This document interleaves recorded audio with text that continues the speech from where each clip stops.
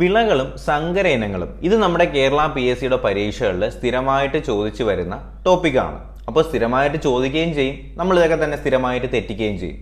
അപ്പോൾ ഇനി നമുക്ക് തെറ്റിക്കാതെ എന്ത് ചെയ്യാം, ഈ വിളകളും അതിൻ്റെ സങ്കര ഇനങ്ങളും നമുക്കറിയാം. ഇപ്പോൾ ഗോതമ്പിനെയാണെന്നുണ്ടെങ്കിൽ അതിൻ്റെ സങ്കര ഇനങ്ങൾ ഏതൊക്കെയാണ്? ഗിരിജയുണ്ട്, സൊണാലികയുണ്ട്, അതുപോലെ തന്നെ കല്യാൺ സോണ അല്ലേ, കല്യാൺ സോണ. ഓക്കെ, അപ്പോൾ ഈ മൂന്നെണ്ണമാണ് നമ്മുടെ ഗോതമ്പിൻ്റെത്.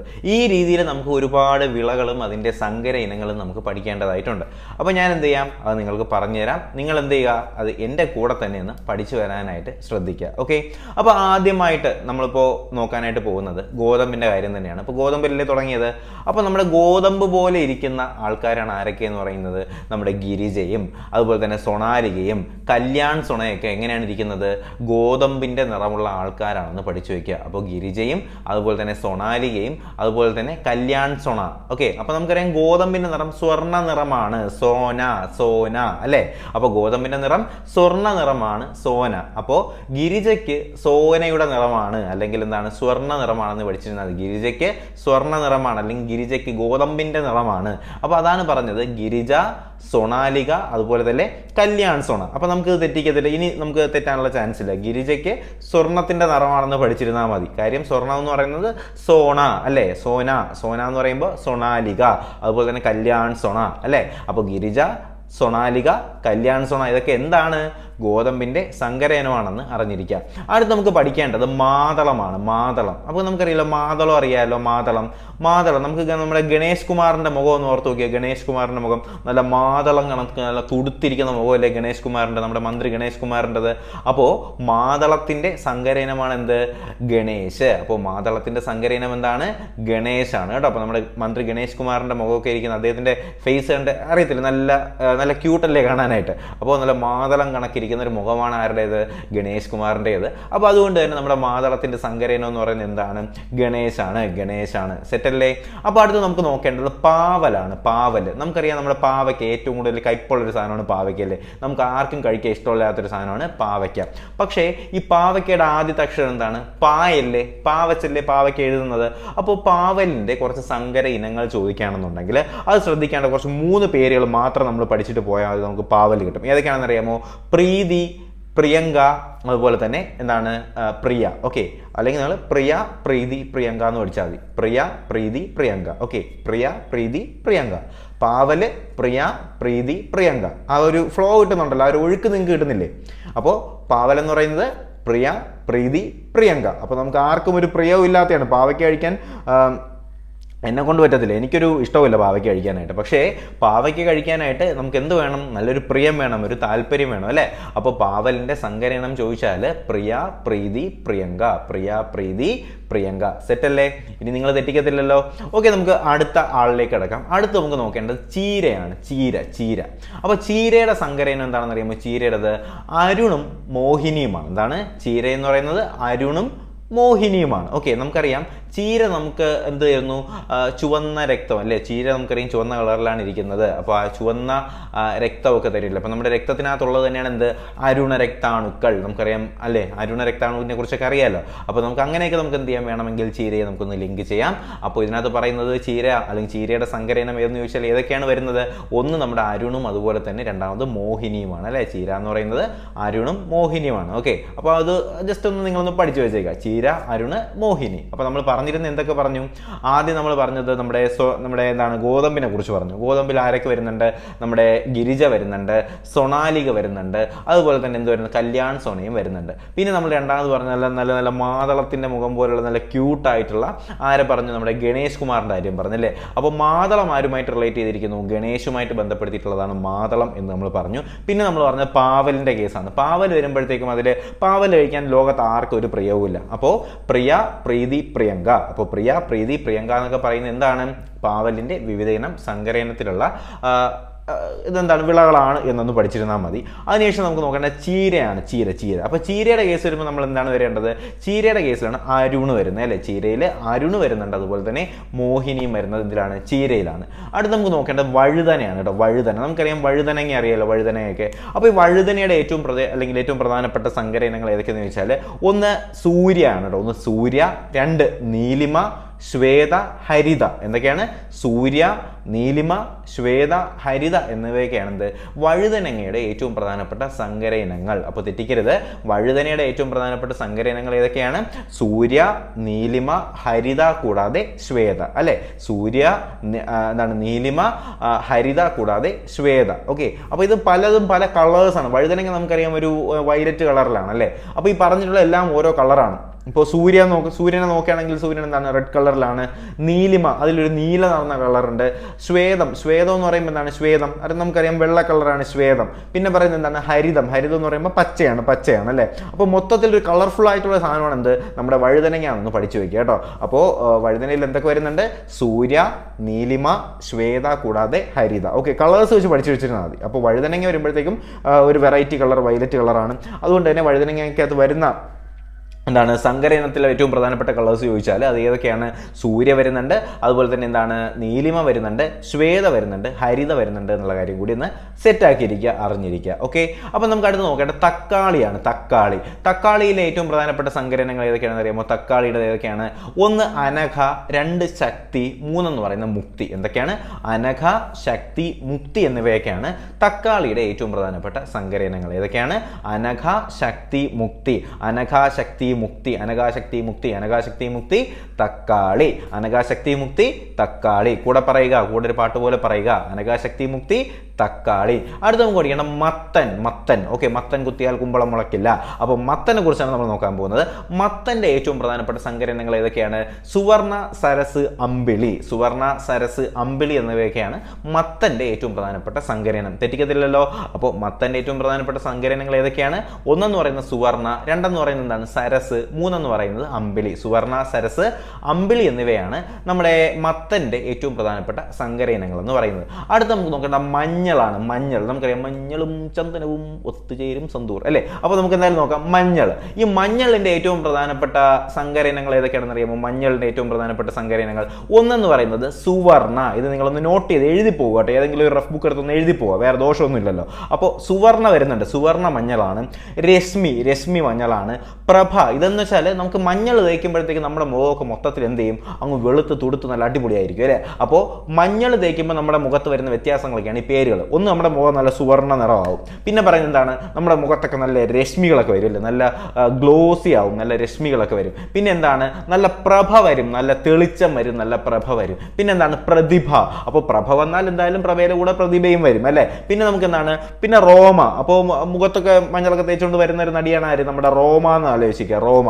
പിന്നെ സുഗന്ധ, സുഗുണ അല്ലേ, നമുക്ക് നല്ല സുഗന്ധം വരും. മുഖത്ത് മഞ്ഞളൊക്കെ തേച്ചിട്ട് വന്നാൽ നല്ല ചിക്കൻ കറിയിലെ മണം വരും അല്ലേ, നല്ല സുഗന്ധം വരും. പിന്നെ എന്താണ്? സുഗുണ അല്ലേ. അപ്പോൾ നല്ല മണമൊക്കെ ഉണ്ടെങ്കിൽ നല്ല സുഗുണമായിരിക്കുമല്ലോ. ഓക്കെ, സുഗുണ. പിന്നെന്താണ്? സുദർശന. നമുക്ക് കാണാൻ നല്ല, അല്ലെങ്കിൽ ദർശിക്കാനൊക്കെ നല്ല അടിപൊളിയായിരിക്കും. അതാണ് മഞ്ഞൾ തേച്ചുള്ള ഗുണം. അപ്പോൾ മഞ്ഞൾ തേച്ചുള്ള ഗുണത്തിനെ കുറിച്ച് പഠിച്ചാൽ നമുക്ക് മഞ്ഞളിന്റെ സങ്കര ഇനം പഠിക്കാം. എന്തൊക്കെയാണ്? സുവർണമായിരിക്കും, മുഖത്തിൽ നിന്ന് നല്ല രശ്മി വരും, പ്രഭ വരും, പ്രഭ വന്നാൽ കൂടെ പ്രതിഭയും വരും. പിന്നെ നല്ല റോമയെ പോലെ ഇരിക്കും. പിന്നെ എന്ത് പറഞ്ഞു? നല്ല മണമായിരിക്കും, നല്ല സുഗന്ധമായിരിക്കും. പിന്നെ എന്തായിരിക്കും? സുഗുണമായിരിക്കും. കൂടാതെ തന്നെ കാണാനും നല്ല സുദർശനമായിരിക്കും. അത്രയല്ലേ ഉള്ളൂ. അപ്പോൾ മഞ്ഞൾ ഇനി തെറ്റിക്കത്തില്ല. സെറ്റാണ്, ക്ലിയർ ആണ്. അപ്പോൾ ഇതുവരെ പറഞ്ഞതൊക്കെ ഓക്കെ ആണേ? സംശയമില്ലേ? അപ്പോൾ ഓക്കെ ആണെന്നുണ്ടെങ്കിൽ പെട്ടെന്ന് ആ വീഡിയോ ഒന്ന് ലൈക്ക് ചെയ്ത് ചാനൽ ഒന്ന് സബ്സ്ക്രൈബ് ചെയ്യുക. നിങ്ങളുടെ കൂട്ടുകാരിലേക്ക്, PSC പഠിക്കുന്ന എല്ലാ കൂട്ടുകാരിലേക്കും ഈ ഒരു വീഡിയോ കൂടി ഒന്ന് എത്തിച്ചു കൊടുക്കുക കേട്ടോ. അപ്പോൾ നമുക്ക് അടുത്ത് നോക്കേണ്ടത് കൈതച്ചക്ക. വളരെ ഇമ്പോർട്ടൻ്റ് ആണ് കൈതച്ചക്കയുടെ കേസ്. കൈതച്ചക്കയിലെ ഏറ്റവും പ്രധാനപ്പെട്ട വൈഡ് വെറൈറ്റീസ് ഏതൊക്കെയാണെന്ന് ചോദിച്ചാൽ 1 എന്ന് പറയുന്നത് മൗറീഷ്യസും, 2 എന്ന് പറയുന്നത് ക്യൂവുമാണ്. എന്താണ്? മൗറീഷ്യസും ക്യൂവുമാണ് നമ്മുടെ കൈതച്ചക്കയിലെ ഏറ്റവും പ്രധാനപ്പെട്ട സങ്കര ഇനങ്ങൾ എന്ന് പറയുന്നത്. എന്തൊക്കെയാണ്? 1 മൗറീഷ്യസ്, നല്ല മൗറീഷ്യസ് കൈതച്ചക്ക എന്നൊക്കെ പറയും കേട്ടോ. അപ്പോൾ മൗറീഷ്യസും അതുപോലെ മൗറീഷ്യസും ക്യൂവുമാണ് നമ്മുടെ കൈതച്ചക്കയുടെ ഏറ്റവും പ്രധാനപ്പെട്ട സങ്കര ഇനങ്ങൾ. തെറ്റിക്കത്തില്ലല്ലോ. സെറ്റല്ലേ? അപ്പോൾ നമുക്ക് അടുത്ത സാധനത്തിലേക്ക് കിടക്കാം. എള്ള് നമുക്കറിയാം, ഒരു കറുത്ത എന്താണ് കീടാണു കണക്കിരിക്കുന്ന ഒരു സാധനം ഉണ്ടല്ലോ, അതിനെയാണ് നമ്മൾ എള്ളെന്ന് പറയുന്നത്. അപ്പോൾ എള്ളിൻ്റെ ഏറ്റവും പ്രധാനപ്പെട്ട സങ്കര ഇനങ്ങൾ ഏതൊക്കെയാണെന്ന് അറിയുമ്പോൾ എള്ളിൻ്റെ ഏറ്റവും പ്രധാനപ്പെട്ട സങ്കര ഇനങ്ങൾ ഇത് നമുക്ക് പഠിച്ചിരിക്കേണ്ടതാണ്. കാര്യം നമ്മൾ റെയറായിട്ട് കേൾക്കുന്നതാണ് ഈ എള്ള് എന്ന് പറയുന്ന സാധനം. അപ്പോൾ എള്ളിൻ്റെ പ്രധാനപ്പെട്ട സങ്കര ഇനങ്ങൾ ഏതൊക്കെയെന്ന് വെച്ചാൽ 1 എന്താണ്? തിലധാര. എന്താണ്? തിലധാര. എള്ള്, തിലധാര, സോമ, സൂര്യ, തിലക്, തിലോത്തമ. മൊത്തത്തിലൊരു തീമയം ഉണ്ടല്ലേ. എന്തൊക്കെയാണ്? തിലധാര, പിന്നെന്ത് പറഞ്ഞു? തീ വെച്ചെന്ത് പറഞ്ഞു? തിലധാര, തിലക്, തിലോത്തമ. തിലധാര, തിലക്, തിലോത്തമ. എന്തൊക്കെയാണ്? തിലധാര, തിലക്, തിലോത്തമ. പിന്നെ നമ്മൾ പറഞ്ഞ് എന്തൊക്കെയാണ് വേറെ 2-3 സാധനം? ഒന്ന് സോമ, ഓക്കെ, എള്ള് സോമൻ, എള്ള് സോമ, എള്ള് സൂര്യ. ഓക്കെ, അപ്പൊ ശ്രദ്ധിക്കുക ഏതൊക്കെയാണ്? തിലധാര, പിന്നെ പറഞ്ഞത് തിലക്, തിലോത്തമ. തിലധാര, തിലക്, തിലോത്തമ. പിന്നെ എള്ള് സൂര്യയും അതുപോലെ തന്നെ എള്ള് സോമനും. എള്ള് സൂര്യയും എള്ള് സോമയും. സിമ്പിൾ അല്ലേ? അപ്പൊ നിങ്ങൾ 1-2 തവണ കേൾക്കുമ്പോൾ നിങ്ങൾക്ക് സെറ്റ് ആവും. ഓക്കെ, 1-2 തവണ കേട്ടാലേ സെറ്റ് ആവുള്ളൂ. ഒറ്റ തവണ കേട്ട് സെറ്റ് ആവുമെന്നോ എനിക്ക് യാതൊരു ഉറപ്പുമില്ല. 1-2 തവണ കേൾക്കുമ്പോഴത്തേക്ക് നിങ്ങൾക്ക് സെറ്റ് ആവും. അപ്പോൾ നമ്മൾ പറഞ്ഞ എള്ളിൻ്റെ കാര്യമാണ് തിലധാര, പിന്നെ എന്താണ്? തിലക്, തിലോത്തമ. പിന്നെ പറഞ്ഞത് എള്ള് സൂര്യയും, പിന്നെ പറഞ്ഞാൽ എള്ള് സോമനെയും. എള്ള് സോമനും എള്ള് സൂര്യയും. ഓക്കെ, ആ ഒരു രീതിയിൽ നിങ്ങൾ പഠിച്ചിരുന്നാൽ മതി. ഞാൻ ഈ പറയുന്നത് ആരെയും കുത്തി നോവിക്കാൻ വേണ്ടി പറയുന്നതല്ല. എന്താണ് നമുക്ക് പഠിക്കാന്നുള്ളതേ ഉള്ളൂ. നമുക്കിപ്പോൾ ആരെ വേണമെങ്കിൽ എക്സാമ്പിൾ പറയും. ഇതിനകത്ത് ഇപ്പോൾ ഹരി എന്നൊരു പേര് വരികയാണെന്നുണ്ടെങ്കിൽ ഞാൻ തീർച്ചയായിട്ടും എന്നെയും പറയും. അതത്രേ ഉള്ളൂ. നമുക്ക് പഠിക്കാന്ന് പറയുന്നത് മാത്രമേ നമ്മുടെ ഒരു പ്രധാനപ്പെട്ട ലക്ഷ്യമായിട്ട് വരുന്നുള്ളൂ. അപ്പോൾ എള്ളിൻ്റെ കാര്യം നിങ്ങൾക്ക് ഓക്കെ അല്ലേ? അടുത്ത് നമുക്ക് നോക്കേണ്ടത് പച്ചമുളകിൻ്റെ കാര്യമാണ്. നമുക്കറിയാം, നല്ല പച്ചമുളകൊക്കെ എടുത്ത് കഴിക്കുകയാണെങ്കിൽ എന്ത് പറ്റും? നമ്മുടെ വയറ്റിൽ ഒരു ജ്വാല ഉണ്ടാവും അല്ലേ, ഒരു തീ ഉണ്ടാവും. അപ്പോൾ ജ്വാല എന്താണ്? പച്ചമുളക്. ജ്വാല, പച്ചമുളക്. പിന്നെ ജ്വാലാമുഖി അല്ലേ. അപ്പോൾ വയറിൽ തീ വരുമ്പോഴത്തേക്ക് നമ്മുടെ മുഖമൊക്കെ ജ്വാലാമുഖമാവും അല്ലേ. പിന്നെ എന്ത് വരും? ഉജ്ജ്വലമാവും. നമ്മുടെ വയറ്റിനകത്തൊക്കെ ഒരു ഉജ്ജ്വലമായ തീ ഇങ്ങനെ കയറി വരും. പിന്നെ എന്ത് വരും? ജ്വാലാസഖി. അടുത്തിരിക്കുന്ന കൂട്ടുകാരെയും കൂടി നമ്മൾ എന്ത് ചെയ്യും? ഈ മുളക് കാര്യങ്ങൾ തേച്ച് കൊടുക്കും കണ്ണിൽ അല്ലേ. അപ്പോൾ ജ്വാലയും സഖിയായിട്ട് അങ്ങ് മാറും അല്ലേ. അപ്പോൾ ആ ഒരു കാര്യം കൂടി അറിഞ്ഞിരിക്കുക. അപ്പോൾ എന്താണ് മുളകിൻ്റെ ഏറ്റവും പ്രധാനപ്പെട്ട വൈഡ് വെറൈറ്റീസ് എന്തൊക്കെയാണ്? ഒന്ന് ജ്വാല, കഴിക്കുമ്പോഴത്തേക്ക് വയറിനകത്ത് തീ ഉണ്ടാവും. ആ തീ നമ്മുടെ മുഖത്തേക്ക് കയറി വരും, ജ്വാല മുഖമാവും. പിന്നെ എന്ത് പറ്റും? അത് അവിടെ കിടന്ന് ഉജ്ജ്വലമാവും. അതിനുശേഷം നമ്മുടെ അടുത്തിരിക്കുന്ന നമ്മുടെ സഖിയിലെ മുഖത്ത് കൂടി നമ്മൾ എന്ത് ചെയ്യും? ഈ കുറച്ച് മുളക് കാര്യങ്ങൾ തേച്ച് കൊടുക്കും. അപ്പോൾ അത് ജ്വാല സഖിയാവും അല്ലേ. അപ്പോൾ മുളകിൻ്റെ കാര്യത്തിലും സെറ്റല്ലേ? സംശയമല്ലേ?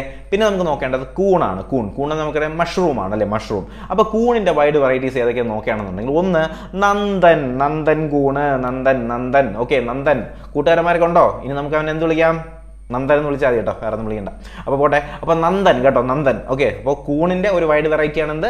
നന്ദൻ. പിന്നെ വരുന്നത് എന്താണ്? ചിപ്പിക്കൂണ്. നിങ്ങൾ കേട്ടിട്ടുണ്ടാകും, നല്ല നൈസ് സാധനമാണ് ചിപ്പിക്കൂണ്. ചിപ്പിക്കൂണുണ്ട്, വൈക്കോൽ കൂണുണ്ട് കേട്ടോ. അപ്പോൾ നന്ദനാണ് നമുക്ക് ഇതിൽ ശ്രദ്ധിക്കേണ്ട ഒരു സാധനം. ഓക്കെ, നന്ദന്മാരെല്ലാം കേട്ടോളണം. നന്ദ, നീ എന്താണ്? ഒരു മഷ്റൂമാണ് കേട്ടോ.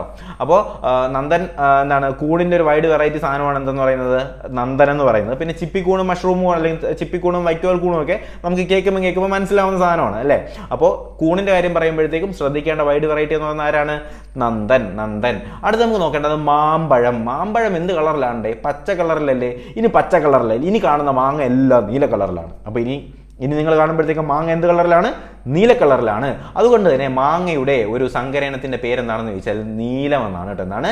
നീലം മാങ്ങ. പച്ച മാങ്ങയും പഴുത്ത മാങ്ങയൊന്നും അല്ല, നീല മാങ്ങയാണ്. എന്ത് മാങ്ങ? നീല മാങ്ങ. പിന്നെ നമുക്ക് നോക്കേണ്ടത് അൽഫോൺസ. നിങ്ങൾ കേട്ടിട്ടുണ്ടാവും അൽഫോൺസ മാമ്പഴം, നീല മാമ്പഴം, മൽഗോവ മാമ്പഴം. മൽഗോവ മാമ്പഴം കേട്ടിട്ടില്ലേ? അപ്പോൾ മൽഗോവ മാമ്പഴം. പിന്നെ വരുന്ന എന്താണ്? സന്ധ്യ കേട്ടോ. അപ്പോൾ സന്ധ്യയും അതുപോലെ തന്നെ നമുക്ക് ശ്രദ്ധിക്കേണ്ടത് സന്ധ്യയും നീലയുമാണ്. ഓക്കെ, നമുക്കറിയാം സന്ധ്യാസമയമൊക്കെ ആകുമ്പോഴത്തേക്ക് നമ്മുടെ കാർമേഘമൊക്കെ കൊണ്ട് നമ്മുടെ ആകാശം നല്ല നീല നിറത്തിലാവും അല്ലേ. അപ്പോൾ സന്ധ്യ അതുപോലെ തന്നെ നീലം എന്നിവയൊക്കെ എന്താണ്? മാങ്ങയാണെന്ന് അറിഞ്ഞിരിക്കുക. പിന്നെ നമുക്കറിയാമെന്നുള്ളതാണ് അൽഫോൺസ മാങ്ങ, അതുപോലെ തന്നെ നമ്മുടെ മൽഗോവ മാമ്പഴവും. സെറ്റല്ലേ? അപ്പോൾ മാമ്പഴത്തിൻ്റെ വൈഡ് വെറൈറ്റീസ് ഏതൊക്കെയാണെന്ന് ചോദിച്ചാൽ നമുക്ക് എന്തൊക്കെ പറയാം? അതിനകത്ത് നീലം പറയണം, സന്ധ്യ പറയണം, നമ്മുടെ അൽഫോൺസ പറയണം. പിന്നെ പറഞ്ഞ ഒരു ആളെ കൂടി ഉണ്ടല്ലോ, ആരെയാണ്? മൽഗോവ അല്ലേ. അൽഫോൺസ, മൽഗോവ, നീലം, സന്ധ്യ. ഓക്കെ, അപ്പോൾ ഞാൻ പറഞ്ഞു തരുന്നത് നിങ്ങൾക്ക് ആ ഒരു സ്പിരിറ്റിൽ നിങ്ങൾ എടുക്കുക.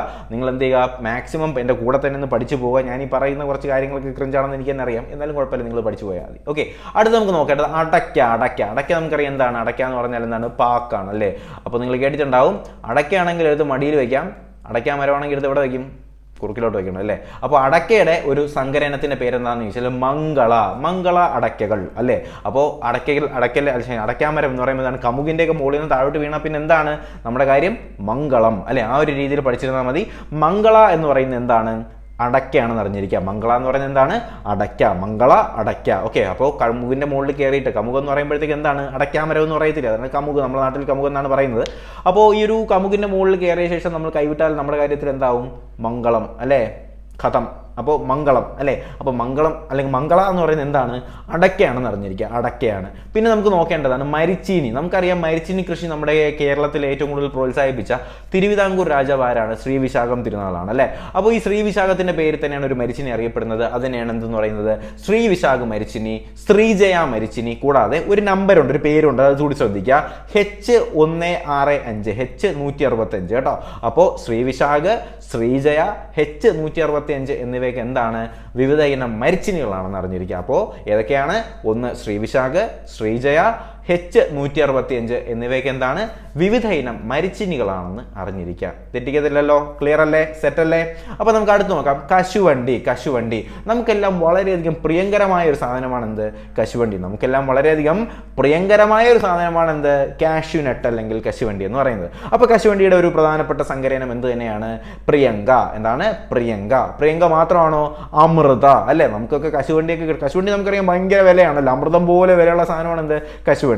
അതുകൊണ്ട് തന്നെ എല്ലാവർക്കും പ്രിയങ്കരമായ അമൃതത്തിന്റെ കണക്ക് വിലയുള്ള വളരെ മൃദുലമായ എന്താണ്? ധാരാശ്രീയാണ് എന്ത്? കശുവണ്ടി എന്ന് പറഞ്ഞത്. ധാരാശ്രീ കശുവണ്ടിയാണ് കേട്ടോ. അപ്പോൾ ഞാൻ പറഞ്ഞ കാര്യം ശ്രദ്ധിക്കുക. നമുക്കെല്ലാം വളരെ പ്രിയങ്കരമായ അമൃതത്തിനെ പോലെ വിലയുള്ള എന്താണ്? വളരെ മൃദുലമായ ഒരു സാധനമാണ് എന്ത്? കശുവണ്ടി എന്ന് പറയുന്നത്. ഈ കശുവണ്ടി എന്താണ്? ധാരധാരയായിട്ടാണ് നമ്മുടെ കയ്യിലേക്ക് കിട്ടുന്നത് അല്ലേ. നമുക്കറിയാം ഒരു പാക്കറ്റിൽ ധാരധാരയായിട്ടാണ് നമുക്ക് കിട്ടുന്നത് അല്ലേ. അപ്പോൾ കശുവണ്ടി നമുക്ക് എങ്ങനെ പഠിക്കാം? എല്ലാവർക്കും വളരെ പ്രിയങ്കരമായിട്ടുള്ള അമൃതം പോലെ വിലയുള്ള വളരെ മൃദുലമായിട്ടുള്ള ഒരു ഡ്രൈ ഫ്രൂട്ടാണ് കശുവണ്ടി എന്ന് പറയുന്നത്. ഇത് പാക്കറ്റിനകത്ത് നമുക്ക് എന്താണ്? ധാരശ്രീ ആയിട്ടാണ് നമ്മുടെ കയ്യിൽ കിട്ടുന്നത്, അല്ലെങ്കിൽ ധാരധാരയായിട്ടാണ് നമ്മുടെ കയ്യിൽ കിട്ടുന്നത്. അപ്പോൾ ഈ ഒരു രീതിയിൽ നിങ്ങൾ എന്ത് ചെയ്യുക? കശുവണ്ടി എന്ന് പഠിച്ചു വെക്കുക. ഓക്കെ ആണല്ലോ? അപ്പോൾ ഇത്രയും കാര്യങ്ങളൊക്കെ തന്നെയാണ് നമ്മുടെ ഈ ഒരു എന്താണ് കാർഷിക വിളകളും അതിന്റെ സങ്കര ഇനങ്ങളും എന്ന് പറയുന്ന ടോപ്പിക്കുമായിട്ട് ബന്ധപ്പെടുത്തിയിട്ട് നമുക്ക് പഠിക്കാനുള്ളത്. അപ്പോൾ ഇതുമായിട്ട് ബന്ധപ്പെടുത്തിയിട്ട് നമ്മൾ ഈ പഠിച്ച പോയിന്റുകളൊക്കെ നിങ്ങൾ എന്ത് ചെയ്യുക? 1-2 തവണ ഈ ക്ലാസ് ഒന്ന് റിപ്പീറ്റ് ചെയ്ത് കേൾക്കുക. കേൾക്കുന്ന സമയത്ത് എന്താവും? നിങ്ങൾക്ക് ആ കാര്യങ്ങളൊക്കെ ഒന്ന് സെറ്റ് ആവും. നമുക്ക് പിന്നെ ഒരു റിവിഷൻ്റെ ആവശ്യം അതിനകത്ത് വരത്തില്ല കേട്ടോ. അപ്പോൾ എന്തായാലും ക്ലാസ്സും കാര്യങ്ങളൊക്കെ നല്ലപോലെ തന്നെ പഠിച്ചു പോവുക. വളരെ ഡീറ്റെയിൽ ആയിട്ട് ചെറിയ ചെറിയ കോഡുകളും കണക്ഷൻസും ഒക്കെ വെച്ചാണ് ഞാനിത് പറഞ്ഞു തന്നത്. അപ്പോൾ 1-2 തവണ കാണാൻ നേരത്തെ നിങ്ങൾക്ക് ഈ ക്ലാസ് മനസ്സിലാവും, മനസ്സിൽ കയറി അങ്ങ് പതിഞ്ഞ് ഉറയ്ക്കും. ഓക്കെ, അപ്പോൾ ക്ലാസ് ഇഷ്ടമെങ്കിൽ ലൈക്ക് ചെയ്യുക, ചാനൽ സബ്സ്ക്രൈബ് ചെയ്യുക, നിങ്ങളുടെ കൂട്ടുകാരിലേക്ക് എത്തിച്ചു കൊടുക്കുക. പുതിയൊരു വീഡിയോ ക്ലാസ്സൊക്കെ ആയിട്ട് ഉടനെ തന്നെ കാണാൻ മതി. എല്ലാവർക്കും bye bye, good bye, take care.